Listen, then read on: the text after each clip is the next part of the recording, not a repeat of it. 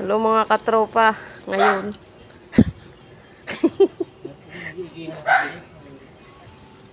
May papakita ako sa inyo.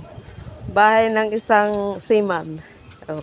Iya, siya yung may-ari. Dati na may-ari. Oh. Yan. Ano nga dyan? Oh. Tapos ito yung ulam namin ngayon, tilapia. Tinola. Oh, tingnan nyo, bahay niya. Ayan oh. Bahay ng seaman. Seaman loloko. Oh, kakaibang style niya.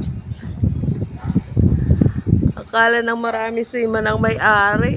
Yung pala'y seaman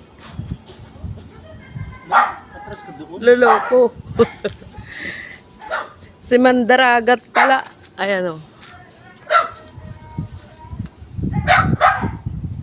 Bahay niya na parang barko ang nguso. Oh, yun lang. Sa susunod itutur ko kayo sa loob. May ano yan.